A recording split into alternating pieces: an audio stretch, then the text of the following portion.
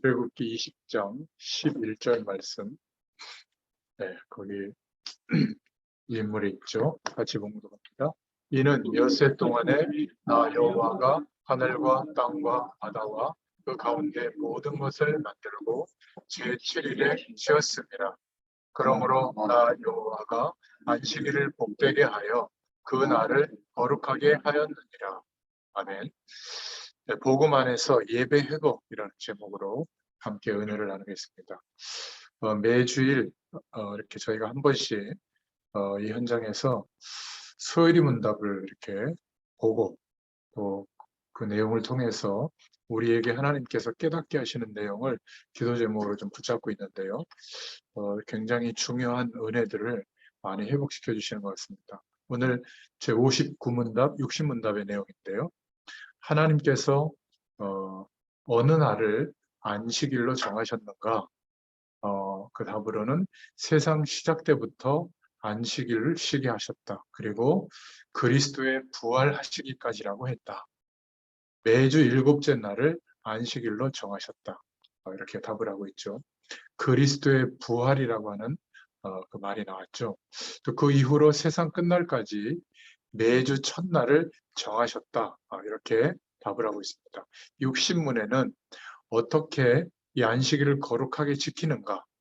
그 내용이 쭉 있습니다만은 자비를 베푸는 일 외에는 예배하는 것으로 해야 된다. 이렇게 답을 하고 있습니다. 오늘 이 문답을 통해서 좀 우리가 기도 제목을 붙잡을 첫 번째 내용은 예배에 대한 부분, 여기에 대한 어떤 여러 가지 생각해 볼 부분이 있는데 이런 문제들을 좀 우리가 시급하게 해결하는 게 참 중요한 것 같아요. 지금 많은 교회들의 문제가 무엇인가? 물론 산업인이 산업 현장에서 일하고 경제활동하고 또 거기에서 벌어지는 많은 일들을 감당하고 헤쳐나가서 어떤 꿈꾸던 일을 만들어가는 것, 그것도 필요한데요. 우리의 예배자로서 살아가는 삶과 산업 현장과는 떨어져 있는 게 아니라 같이 가는 겁니다. 그래서 지금 우리가 섬기는 교회에 지금 가장 큰 문제가 뭐냐면 가고 싶은 교회가 되는 게 중요하거든요. 성도들이나 또 예배당에 오는 사람들이. 그러니까 이게 예배가 성공하고 있는 교회의 특징이에요. 교회 가고 싶다. 이런 영적 분위기가 있죠. 그래서 우리 중직자들 또 목회자들이 꼭 기억해야 될 부분이 가고 싶은 교회라야 되는데 상상외로 가기 싫은 교회가 꽤 많은 것 같아요. 특히 이제 우리 10대, 20대들은 이게 거의 8, 90%인 것 같고요. 어떤 사람은 교회 가긴 가는데 교회 가서 예배드리고 오는 게 너무 힘들다. 여러 가지 면에서. 그리고 정말 중요한 일을 감당하는 사역자들도 교회에서 사역하는 게 이런저런 여러 가지 그 복잡한 그 문제들 속에서 너무 시험이 든다. 이런 교회도 있습니다. 이것은 일단 예배에 실패하고 있는 교회의 모습이라고 볼 수가 있겠죠. 정말 당면한 교회의 문제 중에 좀 중요한 것은 가고 싶은 교회가 좀 돼야 될 줄로 믿습니다. 그리고 두 번째 이 교회의 당면한 문제 중에 하나는 목회자를 볼 때 보고 싶은 목회자라야 하는데 참 이런 부분에 좀 기도 제목이 많이 있는 그런 교회들도 있는 것 같아요. 담임 목사님을 비롯해서 많은 교육자가 있는데 보고 싶은 목회자가 되는 것, 이게 참 중요한 것 같아요. 초대교회는 사도 바울을 보고 생명까지 걸겠다고 하는 성도들, 사명자들이 많이 나왔죠. 바울이 가지고 있는 복음 때문에 생명까지 걸겠다. 이 정도는 아니더라도 목사님을 만나고 목회자들을 만나고 또는 중직자들을 만나는 게 기대가 되는 이런 분위기가 있는 교회는 예배가 성공되고 있는 아마 교회일 거예요. 하나님이 약속하신 날, 영원한 안식의 복을 하나님이 누리셨던 그 복을 예배하신 날, 그 축복이 서로 경험되는 이제 예배당인 것이죠. 그리고 성도들도 좀 영적으로, 육신적으로도 멋있고 매일매일이 살맛 나는 성도가 돼야 될 텐데 대부분 참 고통을 겪고 어려움 중에 있는 분들이 참 많은 것 같아요. 이 부분이 전부 다 예배의 성공과 연결이 되어져 있는 부분입니다. 이게 하루 이틀이 아니라 벌써 1년, 10년, 저 같은 경우는 한 교회에서 지금 30년 이상 이렇게 부교육자로서 그것도 목사님을 섬기면서 성도들을 섬기면서 인도받고 있고 또 전도자로서 현장에서 말씀 심부름을 하고 있거든요. 그러니까 제 개인이 예배에 성공되는 것이 전부인 것 같아요. 그러니까 앞자리에 앉아서 말씀을 바로 적고 막 똑바로 듣고 이런 의미보다는 예배할 때마다 하나님께서 약속하신 그 축복이 나에게 실제가 안 되면 이 전부 일이거든요. 더군다나 내 목회도 아닌데 이렇게 열심히 가서 현장에 있는 사람들을 뭐 말씀 전달하고 심부름한다? 참 쉽지 않은 겁니다. 근데 예배자로서 하나님이 예비하신 축복을 누리고 예배에 성공하게 되면 왜 내가 존재해야 되는지, 목사라고 하는 직업도 있지만 목회자에게 요구하신 진짜 내용이 뭔지 이런 것들이 이제 회복이 되거든요. 그럴 때 내 매일매일의 삶의 이유가 분명해져요. 그렇다고 막 좋은 일만 계속되는 게 아닙니다. 저도 여러분들에게 안 좋은 일만 자꾸 얘기하면 시험 드실까 봐 그냥 10개 중에 한두 개, 내 삶이 10가지라면 한두 개 좋은 일을 가끔 얘기하는 거지. 제가 힘들게 느끼고 있는 부분을 얘기하면 목회자가 왜 저래? 이렇게 생각할 정도로 심각한 거 많이 있습니다. 그런데 예배자로서 매일매일 조금씩 하나님과 함께하는 그 은혜가 전부가 되다 보니까 어느 날 믿음이 회복되어지고 영원한 하나님께서 개념으로 계시는 게 아니라 실제로 함께 하시는 축복이 경험되다 보니까 더 이상 내 삶에 연연해하지 않게 되는 것 같아요. 근데 제게는 그 시작이 여러분들도 예배 성공부터 시작된다면 뭐 주일 예배가 중요하겠죠. 그리고 매일매일 예배자로서 하나님의 음성을 들을 수 있다면 결국 모든 삶에 하나님의 인도하심을 받을 수가 있습니다. 가장 중요한 열쇠가 제 개인적으로는 여러분들에게 꼭 제시하고 싶은 게 예배입니다. 반대로 교회가 가기 싫다면 근데 왜 교회를 가죠? 직분도 있고 또 예배는 드려야 되니까 안 갈 수는 없고 또 안 가면 열심히 있는 교회는 또 신방 오잖아요. 왜 안 오는지 물어보기도 하고. 그런데 교역자가 보고 싶고 교회 가고 싶고 만나면 힘이 되고 이렇다면 아마 좀 믿음이 연약하더라도 그 교회를 통해서 예배가 많이 회복이 될 것 같아요. 이상하게 목회자들을 보면 힘이 들고 이런 중직자들, 산업인, 사명자들을 보면 힘 빠지고 이러면 안 될 줄로 믿습니다. 이게 사실은 교회에 당면한 문제들이라고 볼 수 있고요. 그래서 예배라고 하면 그 안에 이 4가지 부분이 반드시 해결이 돼야 되는데 첫 번째는 설교자가 누구냐에 따라서 달라집니다. 설교를 자꾸 율법 설교를 계속하면 사실은 율법대로 살려고 노력하는 분위기가 형성이 되거든요. 재앙이 임해요. 너무 쉽게 얘기해서 죄송하지만 그렇게 열심히 신앙생활 하는데 재앙 수준의 어려움이 온다. 왜냐하면 복음의 능력으로 역사하시는 축복을 좀 과격하게 얘기해서 한 번도 경험 못할 가능성이 많아요. 은혜로 주어지는 축복이거든요. 하나님이 함께 하시는 축복을. 능력이 있는 것처럼 보이지만 신비 설교를 계속하는 그런 강단을 중심으로 한 교회는 굉장히 능력이 있는 결과들이 막 오는 것처럼 보이지만 착각이 일어나는 겁니다. 영원한 하나님의 축복보다는 여전히 육신적인 조건이 잘 되냐 안 되냐 기적적인 일이 일어나냐 아니 여기에 이제 착각 같은 현상에 집착하게 되죠. 설교자의 메시지는 설교를 잘하든 못하든 틀리든 맞든 성취가 되게 되어져 있어요. 말씀은 영적인 것이기 때문에. 그래서 여러분들이 목회자들을 위해서 말씀 사역자들을 위해서 기도해 주셔야 돼요. 정말 목사님들의 저 말씀 심부름할 때 성령의 인도받게 하시고 복음이 선포되도록 하나님께서 역사해 달라고 그렇게 간절하게 중보기도할 때 여러분들의 기도 때문에 말씀 사역자들의 중심이 바뀌어요. 저는 말씀을 꾸준히 현장에서 전달하다 보니까 어떤 때는 제가 준비한 메시지가 있는데 그거는 절반도 전달을 못하고 제 마음속에 하나님이 예전에 깨닫게 해주셨던 그런 것들을 끄집어내가지고 한 50%는 그걸 막 강조하고 말씀을 마칠 때가 있거든요. 제가 지나서 보면 뭔가 그 현장에 목회자를 위해서 기도하고 또 말씀이 복음이 선포되도록 하나님께 간절히 구하는 그런 하나님의 사람들이 있었구나. 그래서 저는 그래도 성령의 인도를 받으려고 좀 몸부림치는 그런 사람 중에 한 사람인데 그러다 보니까 좀 예민해요. 그런 거에. 뭔가 이렇게 답답하게 느껴질 때는 말씀이 전달이 잘 안 될 때도 있거든요. 그때는 아마 여러분들이 별로 저에 대해서나 이 모임에 대해서나 또 개인적으로 영적 상태가 좀 힘들었을 때가 아닐까 그렇게 추측할 수 있는데요. 이렇게 복음적인 은혜를 못 받는 데다가 자꾸 일을 해야 되니까 사실 일 때문에 얼마나 힘듭니까? 이 세상에서 산업 현장에서 일도 얼마나 복잡하고 힘들어요. 그죠? 근데 교회 안에 와서도 조금 작은 교회들은 안 할 수가 없잖아요. 전 교회가 막 이렇게 일을 할 때, 교회 중요한 일들을 감당할 때. 그러니까 일 때문에 또 시험 들 일이 또 있거든요. 은혜를 못 받는 데다. 그러다 보면 교회가 또 행사들이 절기마다 계속 있죠.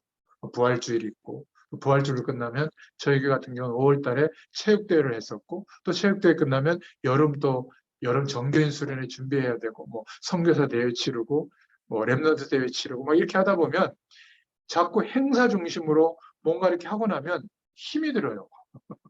교회가 안식이 되고 예배의 감격에 빠지고 하나님의 영광의 축복을 누리고 이거보다는 시험이 들거나 힘드는 일이 은혜를 못 받다 보니까 자꾸 이렇게 합쳐지거든요. 그러다 보니까 결국 남게 되는 것은 율법적인 생각만 남는 겁니다. 내가 이렇게 안 해서 그런가? 왜 나는 이렇지? 왜 저 사람들은 저렇지? 또 열심히 하는 사람일수록 어떻게 하죠? 나는 이렇게 열심히 하는데 왜 저 목회자는, 왜 저 중직자는 안 하지? 그래가지고 이제 막 판단하기 시작하고요. 이런 일들이 벌어지는 것 같아요. 뿌리가 보면 율법입니다. 그래서 우리가 복음을 얼마만큼 중요하게 마음 중심에 담고 누리느냐에 따라서 저와 여러분의 예배가 안식일의 축복이 누려지는 그 안식의 복이 달라지게 되는 것 같아요. 이것을 꼭 기억하시길 바랍니다. 내 마음과 중심이 얼마나 복음의 영광을 기대하고 의식하고 살아가고 있는 여기에서 작은 일이 벌어지는 게 아닙니다. 제가 누리고 있는 축복 중에 하나, 여러분들에게 정말 강권드리고 싶은 내용이 뭐냐면 아침에 조금 일과 시간보다 일찍 일어나서 또 잠들기 전에 잠깐 하나님의 말씀을 많이도 아니에요. 잠깐 연구하는 것도 아니고요. 하나님이 주신 주일 강단의 말씀이 이건데 이 말씀을 하나님이 왜 내게 주셨죠? 어떤 복음에 대한 가치를 깨닫게 하시려고 이 말씀을 주셨습니까? 하고 그냥 질문하고 조용히 아무것도 하지 않고 중심을 하나님을 바라보면서 기다리거든요. 그러면 성령께서 뭔가 이렇게 생각으로 깨닫게 해주세요. 저는 이것을 30년 가까이 계속 생각하고 생각해 주신 성령으로 감동해 주신 그 생각을 또 생각해 보고 그걸 붙잡고 기도하고 문장으로 적고 이 일을 계속하고 있거든요. 그리고 하루를 살아보고 오늘의 삶을 통해서 하나님은 어떻게 내 삶에 나도 몰랐던 영원한 하나님이 나와 함께 하시는 그 은혜를 보여주셨을까? 이거를 쭉 생각해 보면 성령께서 또 조명해 주세요. 저는 이거밖에 사실 한 게 없습니다. 제 일이 목회자의 일이다 보니까 메시지 준비를 하죠. 날마다. 그렇지 않겠습니까?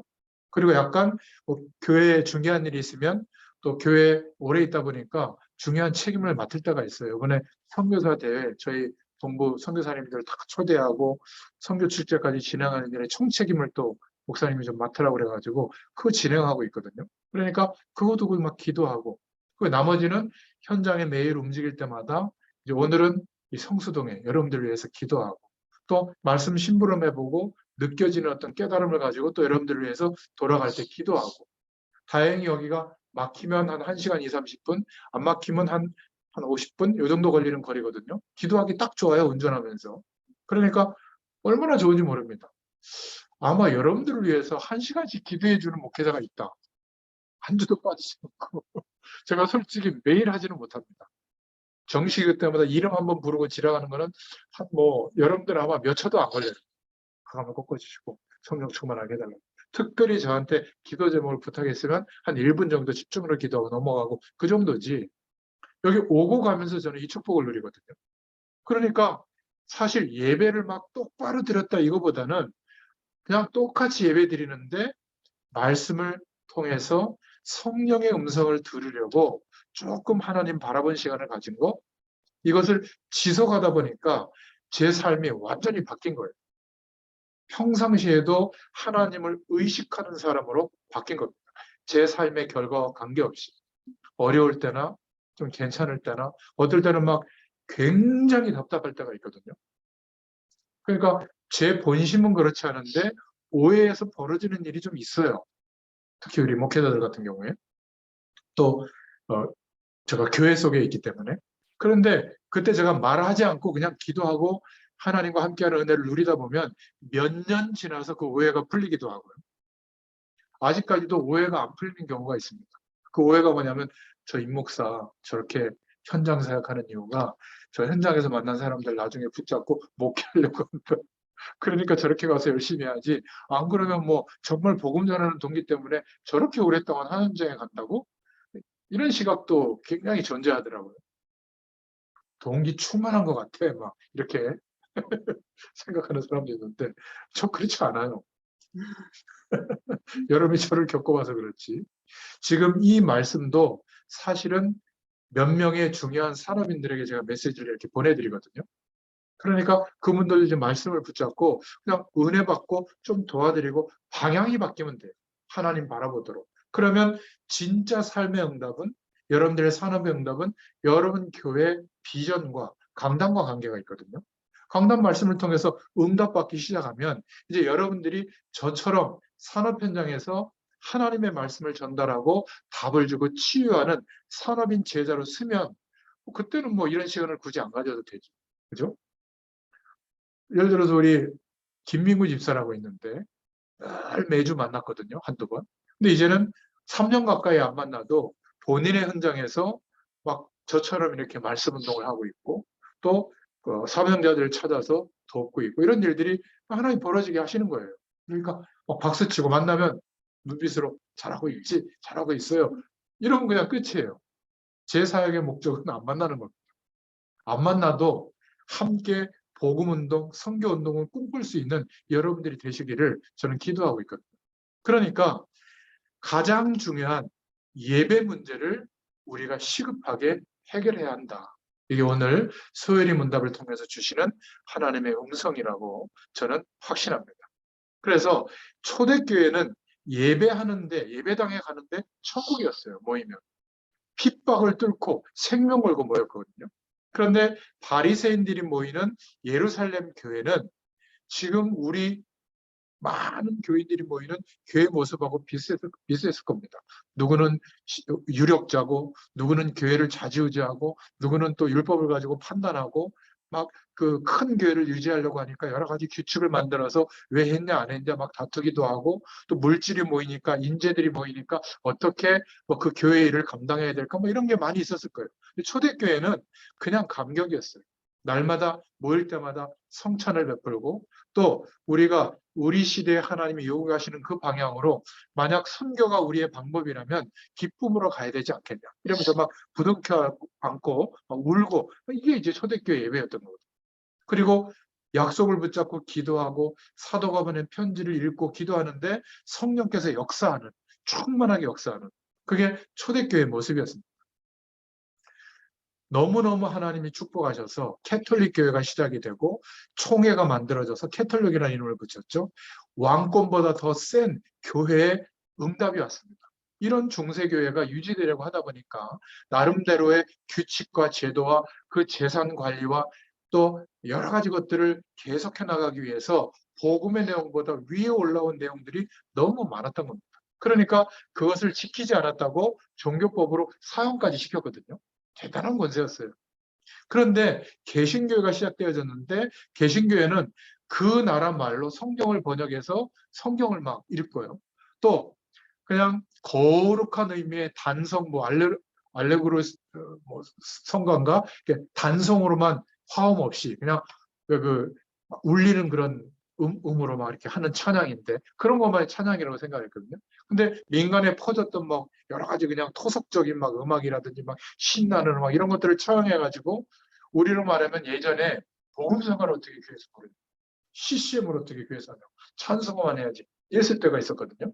그러니까 그랬던 것처럼 금지시키고 말이에요. 그런데 모이면 막 북을 동원하고 막 꽹과리를 동원하고 막 탬버리를 동원하고 막 이러면서 막 바이올린 동원하면서 막 춤추고 막 이러면서 막 찬양의 분위기가 회복이 되고 또 모이면 막 감격이 회복됐던 개신교회가 그렇게 시작이 됐거든요. 그러니까 얼마만큼 복음이 이해되어졌느냐에 따라서 예배가 달라집니다. 예배는 형식이 아니라 믿음인 것 같아요. 오늘 하나님은 말씀으로 내게 답을 주실 것이다. 쪽집게처럼 이래라 저래라 말이 아니라 하나님께서 내게 깨닫게 해주실 복음의 가치와 그 복음의 약속을 믿는 믿음이 회복되어졌을 때 알게 하실 영원한 하나님의 축복을 이번 주간에 오늘도 깨닫게 해주실 것이다. 경험하게 해주실 것이다. 저는 믿고 말씀을 묵상하거든요. 한 번도 하나님께서 은혜를 안 주신 적이 없어요. 자, 그러면 두 번째로 초대교회는 어떤 예배를 드렸는가? 초대교회가 어디가 예배가 달랐는가? 우리가 당장 그렇게 안 되더라도 방향을 거기에 맞춰야 될 줄로 믿습니다. 초대교회는 정말 열악했는데요. 먹을 끼니거리가 없었다니까요. 대다수가. 그리고 사회에서 완전히 축출된 사람들이 모인 거예요. 굉장히 비참한 겁니다, 사실은. 그런데 이 사람들은 생활은 열악했는데 그 사람의 삶의 중심과 삶의 상태가 어땠느냐? 예수 그리스도 안에서, 복음 안에서 모든 것이 다 보여지게 된 거예요. 이 믿음의 출발이 뭔지 아세요? 예수님과 함께 죽었구나. 예수님과 함께 영원한 생명으로 거듭났구나. 이 축복이 믿어지니까 영원한 하나님이 경험된 겁니다. 하늘 보좌의 축복이, 시공간을 초월하는 하나님의 능력이 무엇인지 보여지기 시작한 거예요. 복음 안에 모든 것이 다 있구나. 그래서 나는 지금 상황이 이런데 이것이 계속되더라도 더 악화되더라도 이 영광의 축복 때문에 견딜 수 있고 그것도 감사함으로 왜죠? 이유가 있죠. 우리가 하루하루를 살아내고 있는데 그것이 하나님의 영광을 나타내는 하루의 삶이라는 것을 알게 된 겁니다. 분명히 이것이 보여져야 돼. 그래야 예배가 제대로 되고 모든 하나님의 역사가 시작이 되는 겁니다. 그렇게 유대인의 율법에 따라서 유대교가 말씀하는 것을 따라서 하루에 세 번, 네 번, 다섯 번씩 예루살렘 성전에 정해진 대로 기도하러 갔었는데도 불구하고 그 감격과 은혜가 회복되지 않았어요. 120문도조차도, 베드로와 요한조차도, 사도들조차도. 그런데 하나님이 함께하는 그 은혜가 회복된 그 어느 날 40년 만에 어느 날 똑같은 그 사람 미문 앞에 앉아있던 안진뱅이를 보는데 다른 눈을 열어주신 거예요. 하나님. 어떻게 열으셨죠? 내게 임한 이 그리스도의 축복이 이 사람에게 진짜 필요하구나. 이게 보여진 겁니다. 불쌍하게 보여진 게 아니라 복음이 필요한 것으로 보여지게 된 거예요. 그 복음이 전달됐을 때 40년 동안 구걸한 그래서 얻은 경제적인 여건하고도 해결이 안 됐던 그 사람의 문제가 안진뱅이 때문에 생긴 문제가 즉시 해결돼 버린 겁니다. 그것도 감사한데 그 사례드린 공회가 열리고 재판장 앞에서 증인으로 서서 예수 그리스도를 증거하는 증인의 자리에 서게 된 거예요. 그것 때문에 이 사람 뒤에 인맥관계가 있었던 것이 전혀 없는데 5천 명의 장정이 복음 속으로 하나님의 영광 속으로 돌아오는 복음의 문이 열리게 된 거잖아요. 이것을 베드로와 요한이 본 거예요. 초대교회 성도들이 본 거예요. 그러니까 어떻게 되겠습니까? 내가 알고 있던 세상의 방법, 세상의 기준이 대단하지만 그것과 전혀 상관없지만 영원한 하나님의 축복은 그것을 뛰어넘는구나 알게 된 겁니다. 그래서 이들이 성공하려고 교회에 모인 게 아니라 모일 때마다 더 예수 그리스도의 축복을 누렸던 거예요. 그리고 약속하신 성령의 충만을 의식하고 기대하고 구한 겁니다. 전혀 기도에 힘썼더라. 그런 표현이거든요. 한마디로 말해서 예배가 회복된 거죠. 그러니까 초대교회를 보면 복음 때문에 생명 걸었습니다. 여러분 생명 거는 거 이해하세요? 우리는 자녀들을 위해서 사실은 생명 걸고 살았잖아요. 그죠? 잘 모르시는 분도 있을 겁니다. 그런데 핏줄이 땡긴다는 표현이 있어요. 마음이 아파요. 제가 이렇게 괜찮다고 항상 얘기하지만 안 괜찮아요. 자녀를 보면 막 안타깝고 막 내가 못 도와줘서 안 가리고 막 더 잘 됐으면 좋겠고 이런데 근데 중요한 것은 복음 때문에 그런 마음 이상으로 내 생명을 드려라가 아니라 드렸어요. 이 초대교회 성도들. 근데 드릴 만한 은혜가 임한 겁니다. 모일 때마다. 이게 목회자 때문이거나 교회 분위기 때문이 아니에요. 사실은. 내 내면의 이 믿음의 중심 때문에 달라지는 거예요. 무엇을 기대하는가 지금. 제가 이 뒤늦게요. 믿음이 회복되어져서 제가 이렇게 사역을 하는데 이게 사역의 목적이 아니라 이 사역을 통해서 저도 하나님이 함께 하시는 축복을 발견하려고 사역하거든요. 그러니까 안 지치는 거예요. 결과에 좌지우지 되는 게 아닙니다. 초대교회를 보세요. 그 모습들을 보면 우리가 시험들만 해요. 그렇게 모여서 하나님의 영광을 누렸다고 했는데 뭐 우리는 막 로마서 16장 읽고 막 대단히 전도된 거 막 이런 것만 생각하는데요. 나중에 사도 바울도 다 도망갔잖아요. 제자들이 유대교로. 그러니까 히브리서에 보면 니네 이 복음 붙잡았다가 복음을 놓치고 다시 돌아가면 니네 이 지옥 간다 막 이런 투로 막 얘기할 정도로 막 협박성 편지도 보내고요. 그 심정 이해하잖아요. 디모데 보고 내가 춥다. 추운데 덮을 모포 하나 살 돈도 없어요. 그러니까 그 누구 집에 맡겨놨던 그 망토 좀 가지고 오너라. 내가 몸이 아프니까 치료를 하게 그 포도주 좀 갖다 주라. 이 정도로 다 배교하고 돌아갔거든요. 그러니까 성공된 어떤 사역을 위해서 사역을 한 게 아니라 그 시대에 복음이 전부라고 하는 것을 생명 걸고 인생을 걸고 그 방향으로 순종하고 간 겁니다. 여러분, 최고로 성공한 전도자로서 서 있던 바울도 모든 지혜와 지식이 복음 안에 있다라고 고백할 정도였어요. 자기에게 얻어진 결과가 아니라. 그러니까 자기가 누렸던 세상의 배경, 대단했던 그런 위치들이 복음의 영광에 비춰보니까 정말 아무것도 아닌데 왜 내가 여기에 삶이 연연해 왔을까? 나중에 베드로 사도는 거꾸로 십자가에서 순교당할 정도로 그렇게 연약했던 베드로가 바뀌어졌죠. 이 영광의 축복이 우리에게 경험돼야 될 줄로 믿습니다. 하나님이 그 은혜를 주시려고 하는 거예요. 코너로 뭐라 붙이시는 이유는 그거밖에 없어요. 성공하게 하시는 이유도 똑같아요. 그 성공한 결과를 가지고 하나님의 일을 도우라고 하는 게 아니라 정말 예수 그리스도를 붙잡았더니 내 노력으로 안 되던 삶과 산업이 성공되는구나. 뭐가 전달되겠어요? 하나님 바라보는 게 전부다. 이게 전달되겠죠. 산업 현장에서. 거기에 대한 증인으로 세우는 것이지 그렇게 했더니 산업이 성공되더라. 우리는 강조점이 자꾸 바뀐단 말이에요. 그렇게 해도 안 되더라. 여전히 과거에 머물러 있는 기준이죠. 어떤 면에서 보면. 결과적으로 복음 안에서 모든 결론이 오게 될 줄로 믿습니다.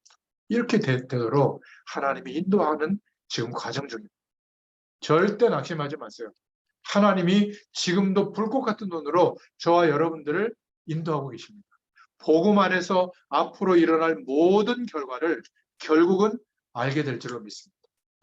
그 눈이 열려지고 보게 되면 그 하나님이 원하시는 방향에 생명 걸고 그 마음과 중심을 가지고 오늘을 소중하게 사는 사람으로 바뀌게 될 줄로 믿습니다. 감사함으로. 그게 우리가 할 일이에요. 그냥 오늘을 최선을 다하고 성실하게, 감격스럽게. 그런데 나머지는 하나님이 하십니다. 여기에 대한 증인으로 부르신 거예요. 초대교회가 드린 예배였죠. 그러니까 이들은 정말 육신적인 상황을 바라보면 2번 이상 똑같은 제목으로 잡히면 변호사 없이 사형당한다니까요. 로마 시대는 정말 보이는 즉시 사형당했어요. 화형당하고 그리고 사자밥이 됐습니다. 그러니까 그 어렵게 모이면 예배에 모이면 눈물 속에서 서로 만났다니까요. 성도들을 만나면 평가할 그런 마음의 여력이 없어요. 막 감격이에요. 왔구나. 안 죽고 살아왔구나. 밥이라도 먹었냐. 그런데 모이면 하나님의 그 영광의 축복을 누리는 거예요. 그 안에서 사랑하고 이해하고 용서해라 말할 것도 없죠. 당연히 이게 되어졌던 겁니다. 그러니까 그 은혜를 잊지 않으려고 매일 만날 때마다 성찬식을 거역하면서 예수님의 죽으심과 부활이 하나님의 유일한 방법이었다.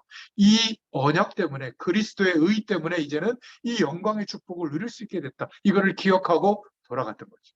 흩어져서는 또 그 일에 대하여, 그 영광의 축복에 대하여 증인으로 서게 된 것입니다. 그러니까 노예인데 주인을 바꿨다니까요.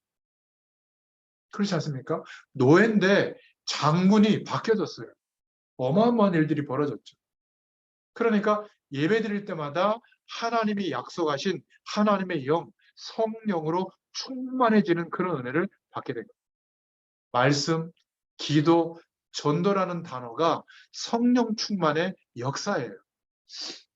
앞으로 말씀을 전달할 심부름하는 기회가 있을 때 사역을 할 때 꼭 기억하셔야 됩니다. 특히 목회할 때.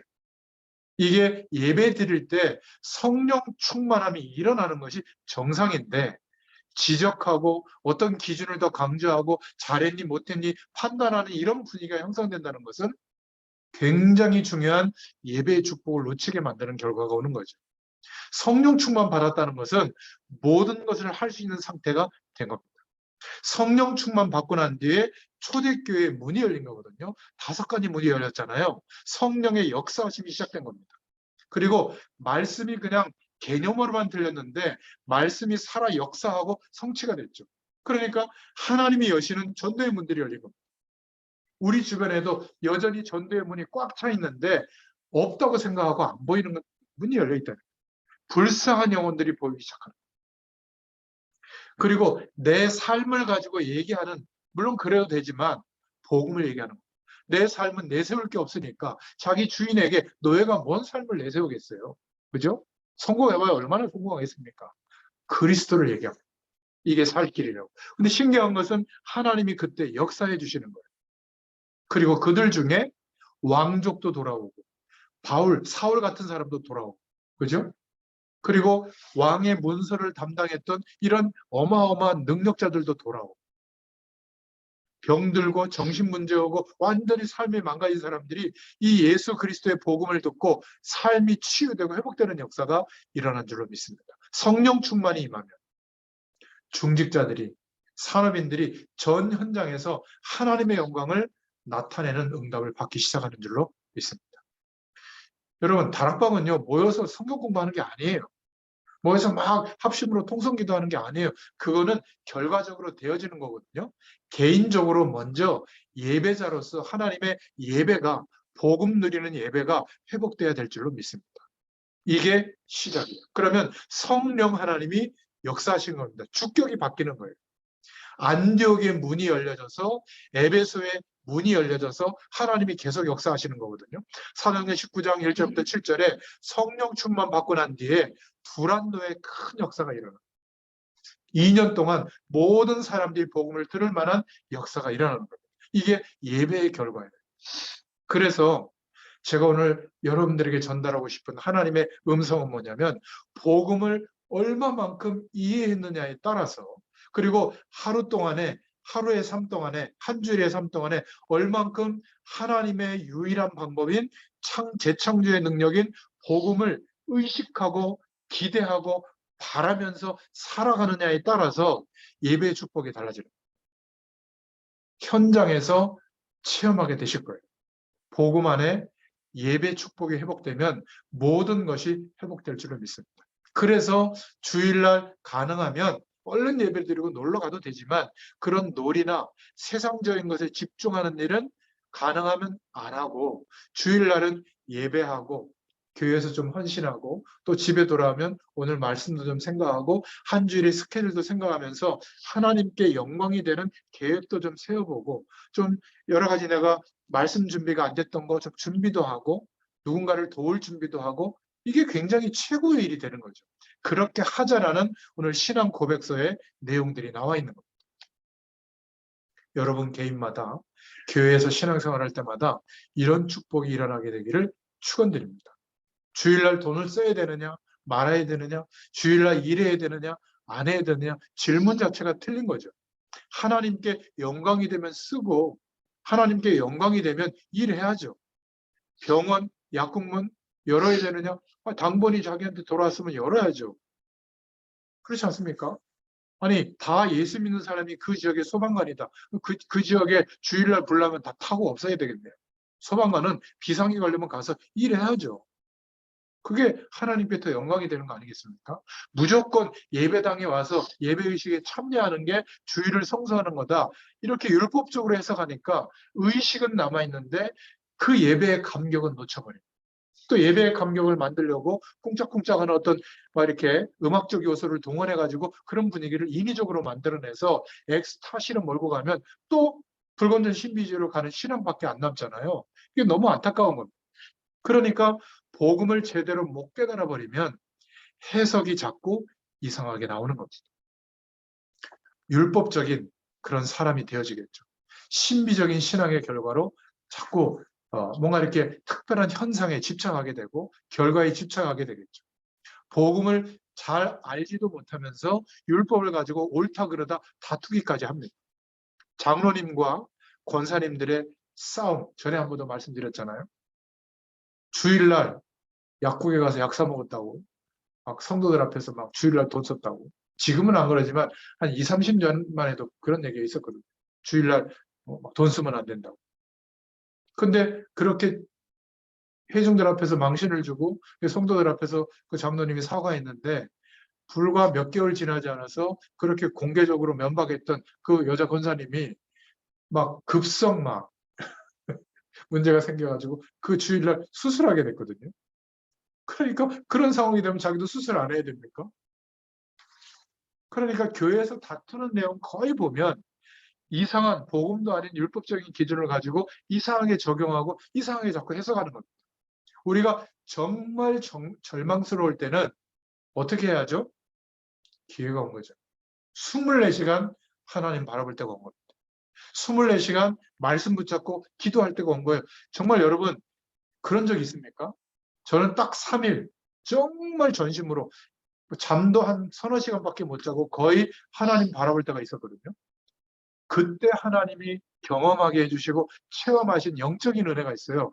제가 지금 말씀 묵상이 지속되더라도 그 은혜에 견주면 좀 작아요. 말로 표현할 수 없는데 절대적인 하나님이 경험되게 하시고 하나님이 함께 하시는 은혜가 지금도 어떤 상황이 와도 훼손이 안 되는 이유가 전심으로 그때 기도했을 때 주신 은혜예요. 아마 여러분들에게도 한두 번은 하나님이 그런 인생의 시기를 허락해 주실 겁니다. 그때 불신자는 어떻게 하죠? 술이 떡이 되도록 아니면 뭐 범죄를 저지르거나 그죠? 아니면 뭐 생을 마감하거나 그런 선택들을 하겠죠. 너무 고통스러우니까. 근데 하나님의 자녀인 우리는 하나님이 계시는 게 맞다면 기회가 온 거예요. 특히 산업 현장에서 이것을 내가 열심히 하고 잘해서 된다면 이 산업 현장에 그리스도가 필요가 없죠.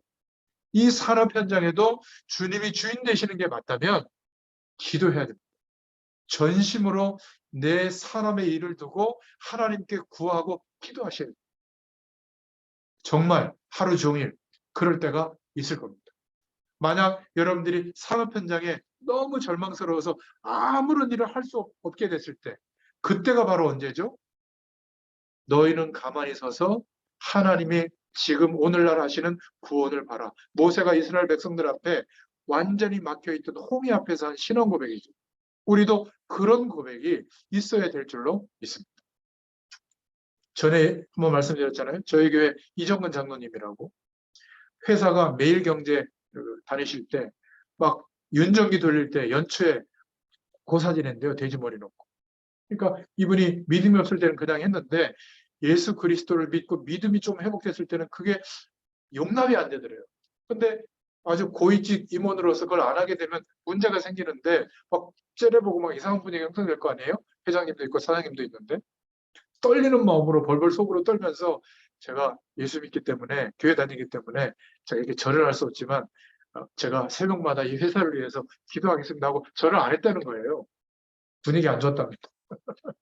근데 그 회장이 국무총리 후보자로 나왔다가 떨어지게 되고 광고가 다 떨어졌대요. 그것 때문에. 그때 이 이정근 장로님 때문에 그 회사의 그 신문의 광고의 한 40%인가 50%를 이 장로님이 그때 역할을 하는 문을 하나님 열어줬대요. 그래가지고 일괄 그냥 사장 자리로 올라가게 됐죠. 그 일 때문에. 그러니까 잘 됐다 이 말을 하는 게 아니라 그 떨리는 마음으로 처음으로 신앙 고백한 거. 하나님이 그것을 받으신 겁니다. 여러분 산업 현장에도 하나님께서 하실 줄로 믿습니다. 산업 현장에서 여전히 막혀 있더라도 괜찮습니다. 저는 하나님께서 역사해 주세요. 하나님께서 하셔야 될 줄로 믿습니다. 정말 이래도냐? 예, 그렇습니다. 제가 지금 그러고 있거든요. 30년째. 하나님께서 제게 주신 그 비전을 하나님이 이루어 주셔야 됩니다.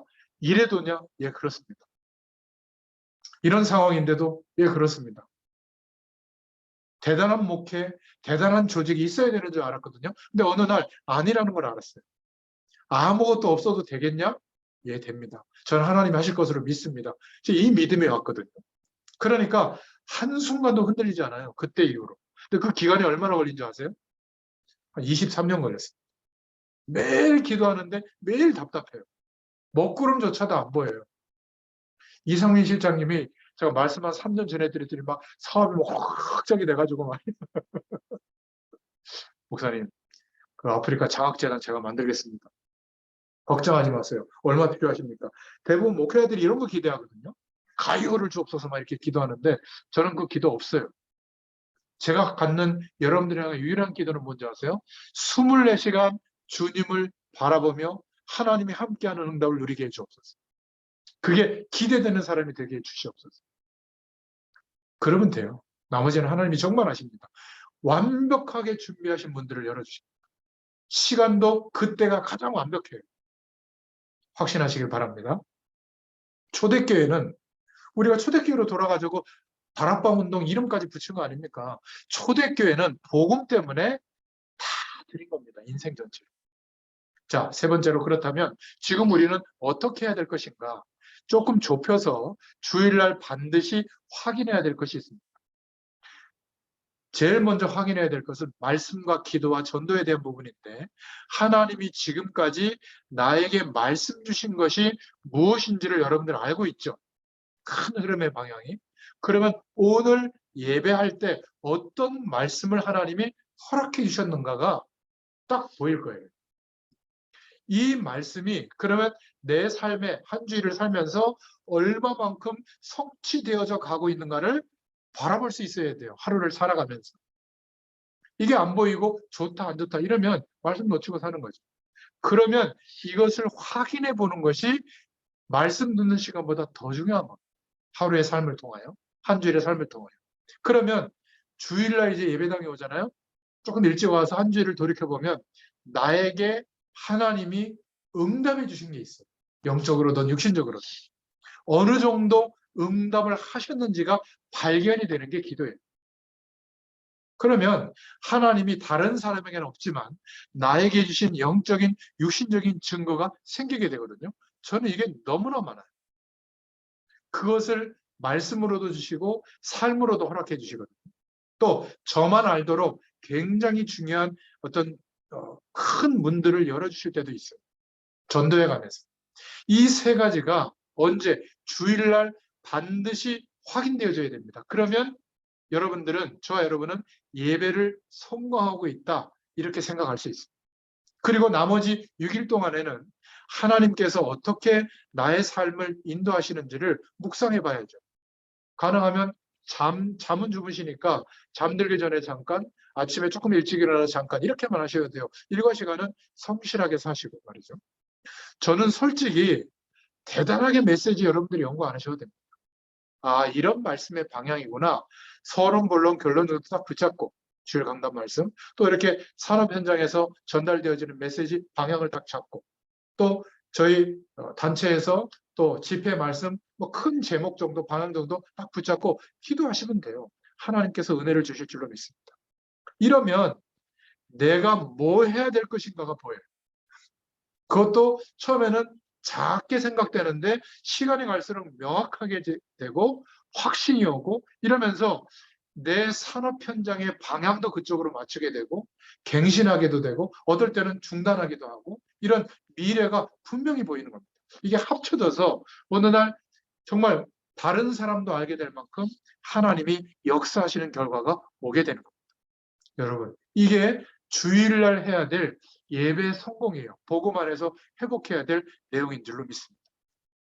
당장 매일매일을 다음 주일부터 이렇게 꼭 하실 수 있기를 축원드립니다. 이게 산업 현장과 100% 연관돼 있어요. 이거를 자꾸 따로 띄워놓고 생각하니까 힘든 겁니다. 이제는 함께 해야 돼요. 우리의 삶과 예배가 함께 가야 되거든요. 훈련받는 메시지도 다 응답과 연결이 됩니다.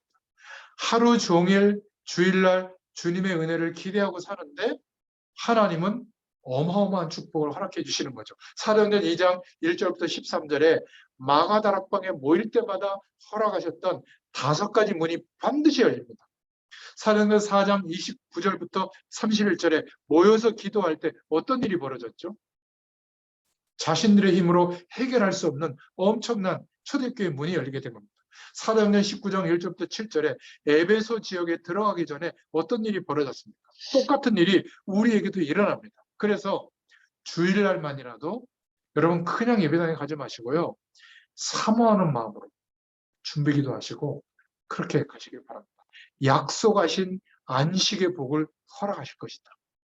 그리고 말씀, 기도, 전도를 통해서 하나님이 어떻게 내게 말씀을 허락하셨는지, 어떤 응답을 주시는지, 증거가 뭔지, 내 삶 속에 만나는 사람들에게 어떤 영향력이 나타나게 하시는지를 보여주실 거예요. 이게 빠지고 그냥 예배 행위만 참석하면 그냥 예배 드리고 온 거죠. 그럼 나중에 힘든 인생과 합쳐지면 어떻게 되죠? 불신앙의 내용으로 바뀌어요. 목회자 때문에, 중직자 때문에, 교회 분위기 때문에 이렇게 됩니다. 이제는 주일날 모일 때마다 초대교회가 무엇을 했는지 우리도 이것이 되어져야 될 줄로 믿습니다. 이러면 기도와 또 간증과 포럼이 됩니다. 작은 것처럼 보이지만 함께 대화하는 내용과 방향점이 이제 바뀌어요. 이게 굉장히 중요해지는 겁니다.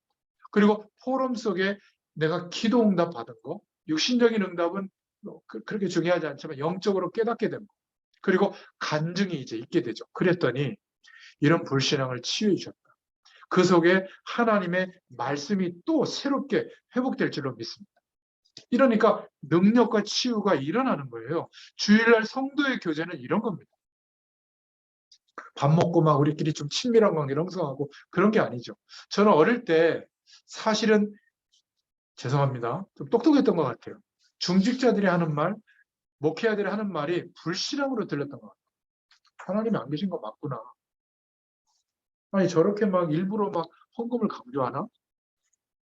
죄송합니다. 아니 저렇게 뭔가 이렇게 세상에서 기준을 강조해가지고 판단하고 막 상처를 줄까? 아니 저렇게 큰 일을 감당하는 교회 헌신도 많이 하는 저런 장로님은 왜 쥐락펴락하고 성도들을 힘들게 하지? 왜 목회자를 막 내보내려고 하지? 그런 게 굉장히 불만이었어요. 그러니까 어떤 사모님은 막 이렇게 무슨 냉장고 안 바꿔준다고 막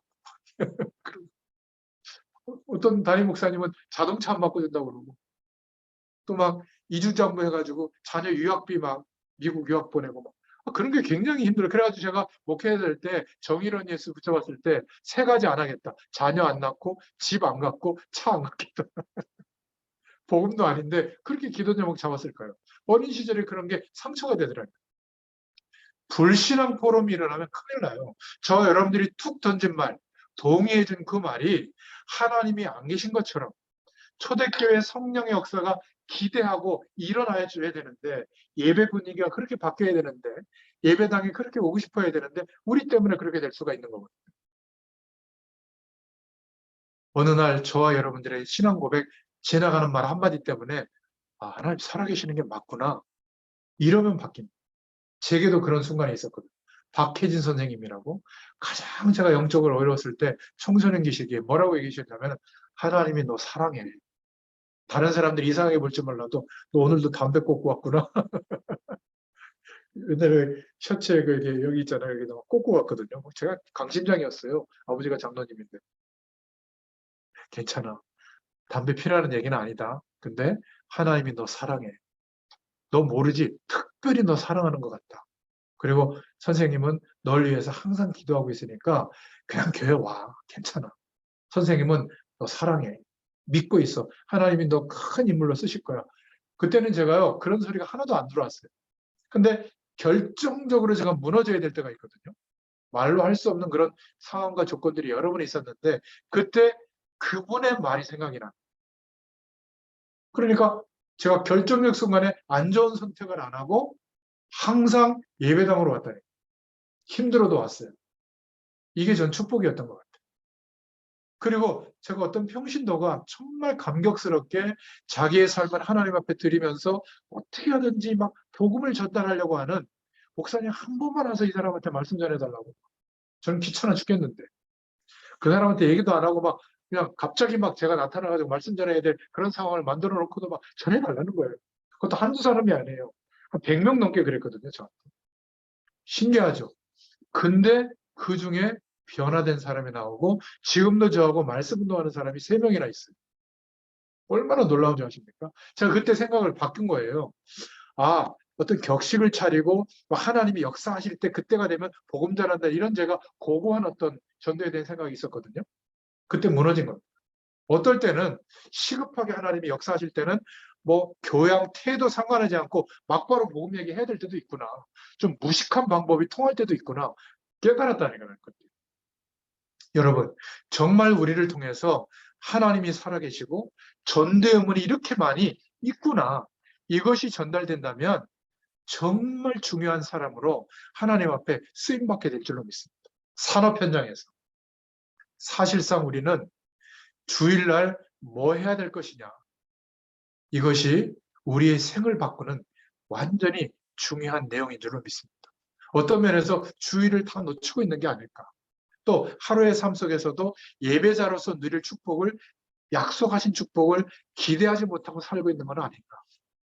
진실로 우리가 받은 은혜를 포럼할 때, 주일날 또는 산업 현장에서, 그렇다면 성령 충만을 통해서 주신 그 은혜를 우리에게도 동일하게 허락해 주십니다. 큰 계획을 세워서 큰 일을 안 해도 됩니다. 그건 나중에 하나님이 하시는 일이에요. 계속 밥 굶어가면서 기도하고 그럴 필요가 없어집니다. 정말 저와 여러분이 말씀 받을 때, 주일날 말씀, 기도의 중요한 언약을 붙잡고 기도할 때 하나님 역사하십니다. 그래서 목회자는 실수하는 게 막 다양한 설교를 하는 게 실수하는 거거든요. 하나님의 뜻을 확신하는 그 뜻을 전달해 줄 사명이 있는 겁니다. 짧고 긴 거는 중요하지 않아요. 얼마만큼 이분이 응답을 받았느냐에 따라서 달라지거든요. 산업 현장에 전달할 때, 초신자들이 모였을 때 전달할 때 같은 메시지지만 다르게 하나님의 뜻이 전달되는 겁니다. 산업 현장에도 복음이 전부다. 제가 이 내용을 전달하려고 하는 거예요. 이 현장에서. 제가 무슨 산업을 알겠습니까? 그러나 하나님의 뜻은 그거예요. 여러분들이 아직도 산업의 결과에 좌지우지되고 있는데 그것을 포기하라가 아니라 시시해질 만큼 복음의 능력이 전부구나. 하나님과 함께하는 축복을 발견하도록 나의 산업이 오늘도 있었구나. 이렇게 바뀌라는 거예요. 하나님이 그런 은혜를 주시고 있는 겁니다. 하나님이 나에게 얼마만큼 말씀으로 역사하시고 성취하고 있는가, 그 다음 것을 따라가는 거예요. 산업 현장. 엿새 동안에 저절로 묵상이 되어지는 말씀이 발견됩니다. 내가 몸부림치지 않아도 무엇을 해야 될지 미래가 보이게 될 줄로 믿습니다. 이렇게 계속 인도받으면 인도받을 수 있는 영적 상태가 지속되는 게 성령 충만이에요. 뭘 획기적으로 받아서 막 획기적으로 변하는 게 아닙니다. 매주 이렇게 가다 보면 하루의 삶 속에 전부 응답이 옵니다.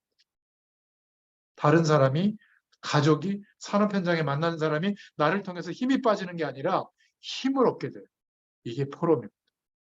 이렇게 되면 모일 때마다, 흩어질 때마다 현장과 교회에는 굉장한 성령의 역사가 일어나게 될 줄로 믿습니다. 이런 영적인 힘을 얻어야 사업도 가정도 모두 돌아가는 거 아니겠어요? 그래서 하나님이 거룩하게 했다, 구별했다는 말입니다. 우리 선배들이, 믿음의 선배들이 신앙 고백을 잘했죠. 창조 때부터 그리스도의 부활과 끝날까지 하나님이 이 안식일을 거룩하게 하셨다라고 오늘 신앙 고백한 겁니다. 구별하셨다는 말이죠. 주일날 예배드리고 말씀 받을 때 창조의 역사가 일어나게 되도록 구별해 주셨다. 그래서 창조 때 하나님이 창조하시고 쉬셨다고 했는데 그 안식의 복을 이 날로 구별하시고 복되게 하셨다. 그게 주일이요 예배자로 쓸 때마다 이 은혜를 누리게 하시는 줄로 믿습니다. 잃어버렸는데 이 축복이 주일날 예배드릴 때 매일 하나님 앞에 그 시간을 가질 때 창세기 3장 15절의 언약이 성취되는 날이 될 줄로 믿습니다. 이 중심이 회복될 때 출애굽하는 묶여있던 모든 조건에서 그 조건에서는 죽게 되고 새로운 하나님의 축복으로 기대되는 인생으로 바뀌게 될 줄로 믿습니다. 바벨론에서 포로에서 돌아오는 이사야서 7장 14절이 성취되는 날. 아니 속국되어서 살고 있는데 마태복음 16장 16절 그리스도의 축복이 회복되니까 그 날이 어떤 날이죠? 주일날이 로마 복음화, 세계 복음화가 회복되는 날이에요. 이게 예배입니다. 이런 힘을 얻는 날이 예배인 줄로 믿습니다. 하나님이 정하신 그 날, 매일매일 이 축복을 누리시길 바랍니다. 주일날 말고 토요일날 예배하면 받으시고 주일날 예배하면 안 받는다. 그 날이 아니죠. 앞자리에 앉으면 되고 뒷자리에 하면 안 되고 그런 내용이 아닙니다. 월요일날 예배하면 안 받으시느냐? 아니에요. 공예배는 수요일날, 금요철야, 주일날만 있는 겁니까? 목요일날 드리면 안 됩니까? 그렇잖아요. 두세 사람이 모인 것에 내가 너희와 함께하리라. 그 말은 똑같이 예배의 축복을 누리게 되는 겁니다. 약속하신 복이 임하는 것이죠. 주일날은 성도들 전체가 모여서 예배하기로 약속한 날이잖아요. 그런 믿음의 고백으로 우리가 주일을 기념해서 모일 거 아니에요? 그러니까 그 날은 특별히 하나님이 교회 비전이 이루어지도록 강단을 축복하신다고 믿어야 되는 거예요. 그때 하나님이 더 역사해 주시죠. 이대로만 된다면 승리하게 될 줄로 믿습니다. 목회자는 어떻게 하든지 하나님께 기도하면서 하나님께로부터 받은 음성을 전달해야 되고요. 성도는 반드시 내게 허락하시는 하나님의 음성이 있다고 믿어야 돼요. 그래야 말씀이 들리는 겁니다. 안식을 거룩하게 하시는 이 응답을 우리가 받아야 될 줄로 믿습니다. 저는 저에게 주일 강단 말씀을 두고 오늘 아침에도 묵상하면서 이런 깨달음이 왔어요. 왜 저와 여러분이 복음에 집중하기가 이렇게 어려울까? 저는 24시간 집중하는 것 같잖아요. 놓칠 때가 더 많아요. 왜 그럴까? 이렇게 은혜를 하나님 주셨는데도 불구하고 제가 깨달은 답이 뭔지 아세요? 죄를 져서 그런 거. 뭐 유신적인 죄를 말하는 게 아니라 내 생각이나 말이나 행동으로 그 모든 결과를 합쳐보니까 하나님께로부터 자꾸 도망치려고 하는 중심이 있는 거예요. 내가 해보려고 하는. 뭔가 내가 하지 않으면 안 되는 속성이 있더라고요. 자녀도 그렇고 일도 그렇고. 그러니까 내가 적극적으로 막 일부러 복음을 피하려고 한 게 아닌데 다른 것을 더 의식하고 사는 그런 영적 상태가 되는 게 뭐냐면 복음이 나를 사라지도록 해주기 때문에 그게 뭔가 이렇게 부담이 됐던가 봐요. 복음 앞에 서면 뭐가 발견되냐면 내 작은 내 삶, 나의 세상 있잖아요. 내 인생, 내 기준, 내 목표, 나의 취향 이런 게 참 무의미해지거든요. 열심히 노력했던 게 별거 아니게 느낄 때가 있어요. 복음 앞에 비춰지면. 이게 싫었던 거예요, 내 무의식은.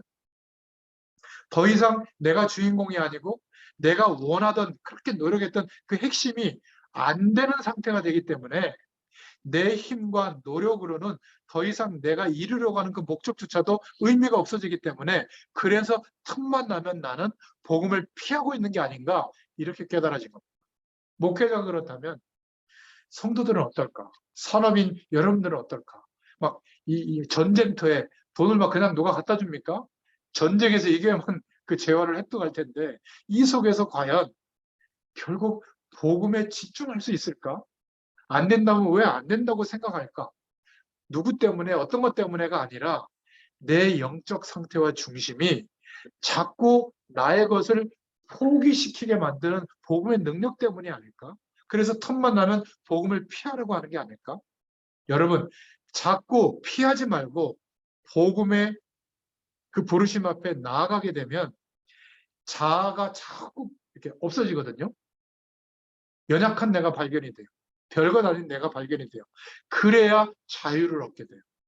그리스도 안에서 영원한 하나님과 함께하는 축복의 자유가 열리게 될 줄로 믿습니다.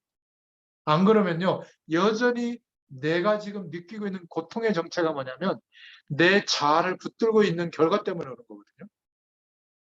그러니까 성철 스님이 깨달은 것보다 우리가 못한 믿으면 되겠습니까? 무소유가 복이라는데, 무소유가 우주를 회복시키는 그 불심, 부처님의 자비하심이 일어나는, 그 모든 인간 속에 있는 불심이 일어나는 출발이라는데, 우리가 지금 기도하고 안타까워하고 있는 그 내용이 불교 이론에 비춰봐서도 모자란 것이라면 우리의 자아가 지워지는 것, 예수님과 함께 죽었다고 하는 이것이 진짜 믿음 안에서 고백되어질 때 진짜 자유가 열리게 될 줄 믿습니다. 영원한 생명의 축복이 시작될 줄로 믿습니다. 와 있는데도 안 누려지는 이유는 이것인 것 같아요. 복음은 우리를 작고 나의 자아로부터 떼어놓는 축복을 주시는 거예요. 이게 복음의 능력입니다. 골로새서 3장 3절에 이는 너희가 죽었고 너희 생명이 그리스도와 함께 하나님 안에 감추어져 있습니다. 하나님을 경험하게 되는 그 시간에 진짜 나를 회복하는 거예요. 나를 발견하는 거죠. 내가 도대체 누구인지를 진짜 알게 되는 겁니다. 내가 지금 이 산업 현장에 왜 이런 모습으로 왜 서 있는지를 진짜 알게 될 줄로 믿습니다. 이런 은혜가 임하는 또 한 주간 되시기를 예수님의 이름으로 축원드립니다. 기도하겠습니다. 하나님, 너무 감사합니다. 하나님께서 약속하신 안식의 복이 구별되도록 그 날과 예배자로 서는 그 시간, 그 장소를 하나님이 구별해 주신 줄로 믿습니다. 여기에 우리의 마음과 중심을 두게 하시고 복음의 능력으로 말미암아 하나님을 바라보고 24시간 하나님의 능력으로 사는 그것이 우리를 의지하고 살았던 것보다 100배, 1000배, 만배는 더 큰 뛰어난 은혜인 줄로 믿습니다. 이 감격과 축복에 우리의 인생이 회복되고 치유되고 또 증인으로 서게 되도록 역사하여 주시옵소서. 예수님의 이름으로 감사하며 기도드렸습니다. 네. 감사합니다.